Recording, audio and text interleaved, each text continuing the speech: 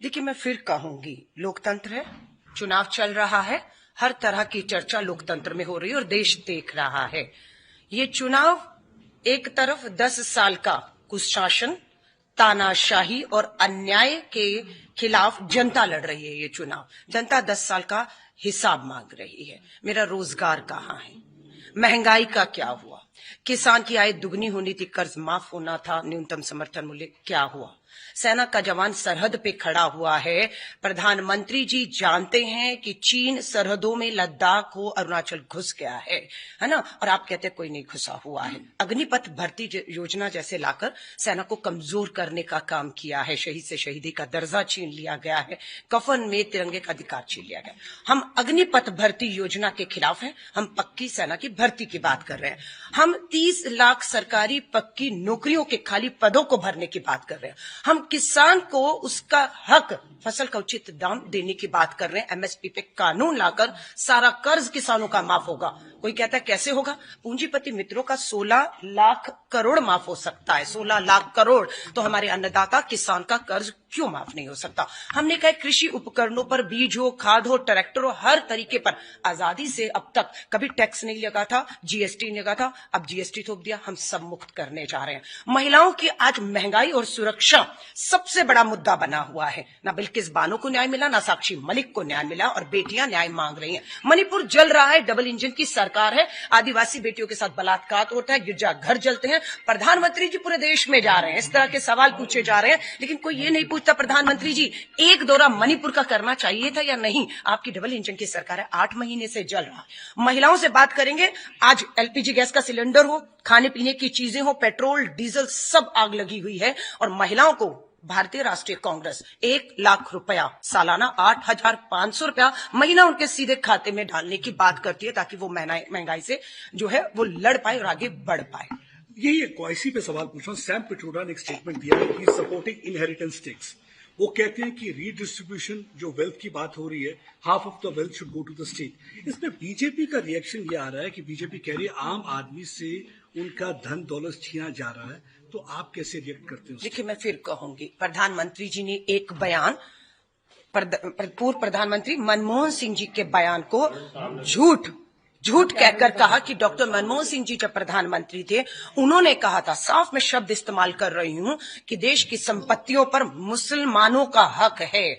वो उन्हें घुसपैठिया तक कहने पर आ गए। वो उनको ये कहने लगे ये बच्चे पैदा करने वाली मशीन है, और मेरी बहनों के मंगलसूत्र की बात देश का प्रधानमंत्री करता है ना। तो उसमें हम ये सही कह रहे हैं कि राज्य का जो टैक्स केंद्र को जाता है, जो जीएसटी टैक्स आता है, उस पर राज्यों का हक है, उन्हें वो हक मिलना चाहिए। हम बराबरी के हक अधिकारों की बात कर रहे हैं। वो हक संविधान ने दिया, आज उस संविधान पर हमला हो रहा है। आज संविधान में कौन क्या खाएगा, क्या पिएगा, क्या पहनेगा, ये आजादी संविधान ने दी है। लेकिन कर्नाटक में बहनें क्या पहनेंगी, ये भाजपा ने संविधान पे हमला करके आजादी छीनी। मच्छी कोई खा रहा है, प्रधानमंत्री जी की भावनाएं आहत हो रही हैं। मैं पूरा केरला और तमिलनाडु से आई हूं। हमारे मछुआरे बहन मच्छियां पकड़ते हैं, जीविका चलाते हैं, मच्छी खाई जाती है। प्रधानमंत्री जी कहते मेरी भावना आहत होगी। प्रधानमंत्री जी को कहेंगे 140 करोड़ का भारत है, आप उसके प्रधानमंत्री हैं, मत इस तरह की राजनीति करिए। देश को जलाकर आपकी कुर्सी बच जाएगी, पर देश नहीं बचेगा। आज हम कुर्सी के लिए नहीं, आज इस देश के संविधान, इस देश के लोकतंत्र को बचाने के लिए लड़ रहे हैं। और अगर आप मुझसे सवाल कर रहे हैं सैम पित्रोदा जी को लेकर दोबारा, मैं कहां खड़ी हूं? मैं जम्मू में खड़ी हूं।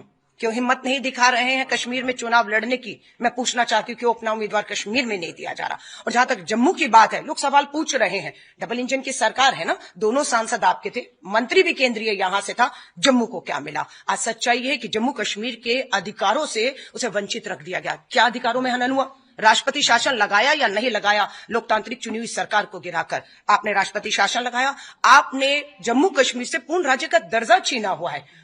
आपने यहां पर जो है चुनाव 6 महीने 8 महीने हो गए हैं, विधानसभा बहाल नहीं, आप दिल्ली से कठपुतली की तरह यहां के फैसले दिल्ली से कर रहे हैं, जो लोगों को मंजूर नहीं है। इन चुनावों में यह मुद्दा बना है, और हमें पूरी उम्मीद है सुप्रीम कोर्ट के आदेश के मुताबिक 2024 सितंबर में जम्मू कश्मीर विधानसभा बहाल होगी। चुनाव होगा, जम्मू कश्मीर के हितों के फैसले जम्मू कश्मीर के लोग जम्मू कश्मीर में बैठ के जम्मू कश्मीर के लोगों द्वारा लिए जाएंगे, ये हम सुनिश्चित करेंगे। यहां पूर्ण राज्य का दर्जा दिया जाएगा, राष्ट्रपति शासन खत्म किया जाएगा। उसके बाद जम्मू कश्मीर के बहुत से मसले हैं, मुद्दे हैं, और जिसपे फिर मैं कहूंगी, भारतीय राष्ट्रीय कांग्रेस की एक प्रवक्ता होने के नाते मैं फतवा को जारी करके या नहीं कह सकती हूँ। ये विधानसभा जब बहाल होगी, स्वाभाविक है यहां के लोग बैठकर क्या मसले हैं, क्या उसमें चर्चा विधानसभा में होगी, क्या कानून बनेगा, क्या आएगा, क्या जाएगा, ये जम्मू कश्मीर के लोगों का अधिकार है। मैं उसका हनन नहीं कर सकती हूं। मैं एक लास्ट बात आपसे कहकर जा रही हूं। सुप्रीम कोर्ट का आदेश हो चुका है, लोकसभा चुनाव के परिणाम 4 जून को आएंगे। दूसरे चरण के चुनाव में 26 तारीख को जम्मू की सीट पर वोट पड़ेगा।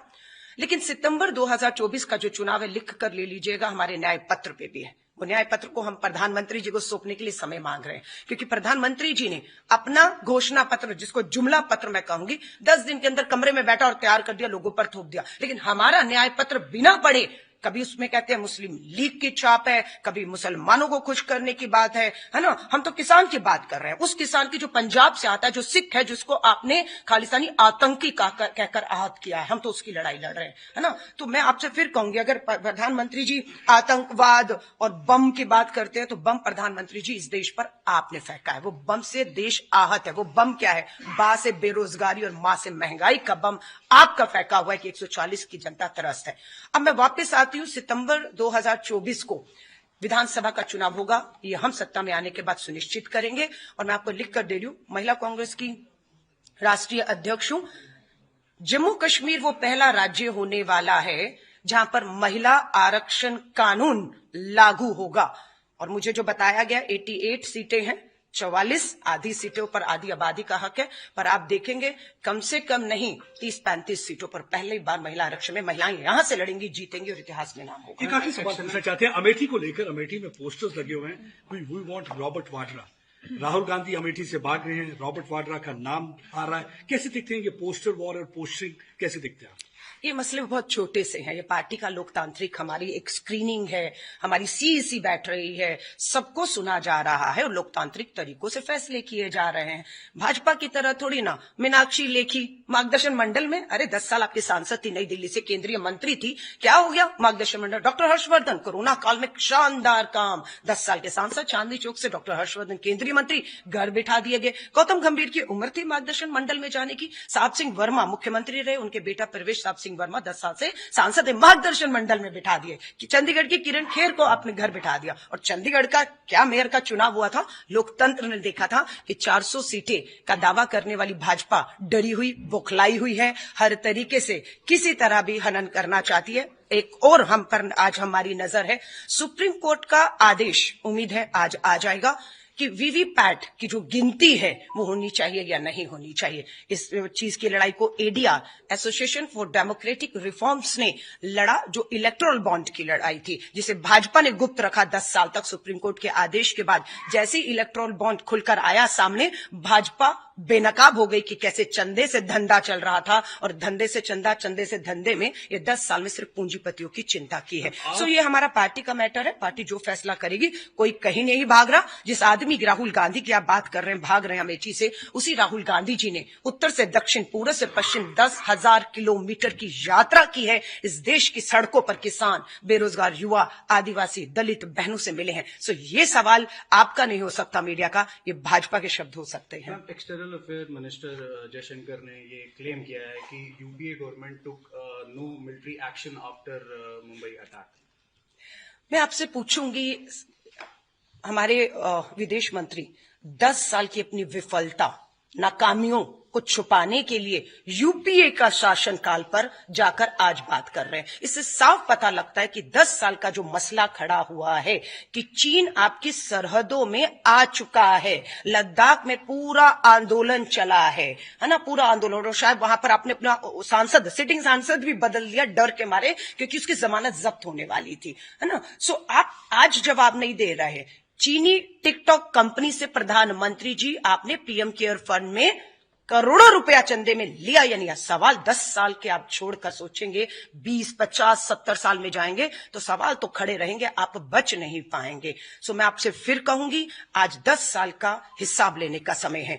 10 साल मनमोहन सिंह जी के समय का कार्यकाल था, सवाल पूछे गए, $1 की कीमत 45 रुपया गिरता है, साफ गिरती है। आज कहां है प्रधानमंत्री? मनमोहन सिंह जी नहीं है, मोदी जी आप है। आज बताइए $1 की कीमत आज 85-83 रुपए क्यों हो गई है? सच है या नहीं कि रशिया ने आपकी करेंसी में आपको तेल देने से मना कर दिया, क्योंकि उन्होंने कहा रुपए की कीमत इतनी गिर चुकी है, इसकी वैल्यू नहीं है। आपको लेना है तो चाइनीज युआन में लीजिए। और सच्चाई ये है कि भारत की सरकार, हमारे विदेश मंत्री से पूछिए सच है या नहीं कि आप चाइनीज युआन में रशिया से तेल खरीदने पर उचित दाम पर आज अंतर्राष्ट्रीय बाजार में तेल की कीमतें गिरी हुई हैं। उसका फायदा क्या आम आदमी को मिल रहा है? पेट्रोल डीजल के दाम कम हुए। तो ये सब बातें करना, यूपीए मनमोहन सिंह, बहुत मनमोहन सिंह जी को आपने बदनाम किया है। आज भी वो मनमोहन सिंह जी हमारे बीच में हैं और जो उन्होंने एक मजबूत नींव देश को दी है, वो शायद प्रधानमंत्री जी आप उसको खोखला करने का ही आपने काम किया। मैम, आप बहुत अच्छे स्पोक्स पर्सन है।